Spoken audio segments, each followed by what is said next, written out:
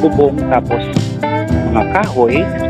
Meron namang mga medyo, what do you call this? Maganda yung pagkakagawa.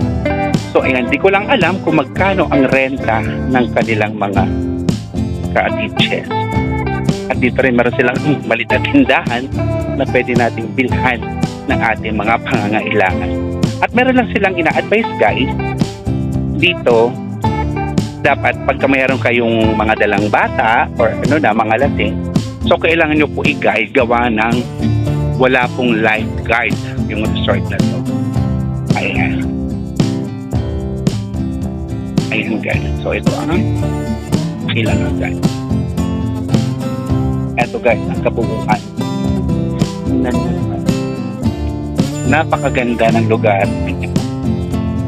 Hindi lang sa maganda, napakalinis guys ng lugar. Tingnan nyo naman.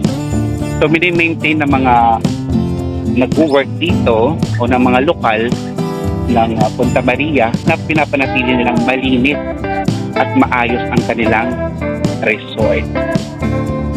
Okay. Perfect din dito guys, nag-offer din sila ng overnight dito sa lugar. So ito yung mga cottages na kinoconstruct pa lang. Medyo maganda, no? At yung mapapansin nyo, matibay. Iba, kumbaga yero siya. Pero kung ako papipiliin ako, mas gusto ko yung ganito. Prepare ako sa ganyan mga kubo-kubo lang. Gawa nga ng malamig. At eto naman guys, yung tabing dagat nila. Ayan, so may mga buhangin.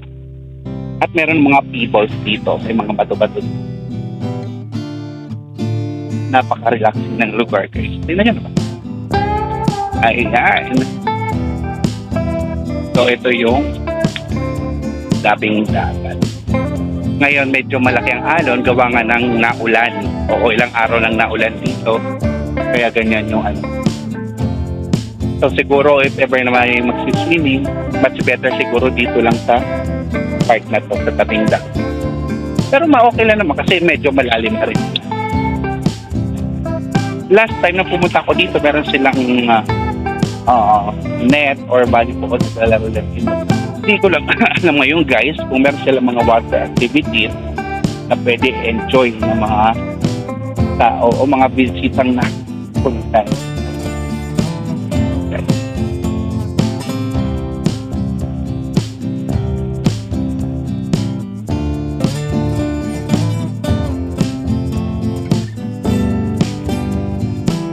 So ito guys, ang Hilangagan. Dito lang yung matatagpuan sa barangay Punta Maria na nasa sakupan ng Borongan City.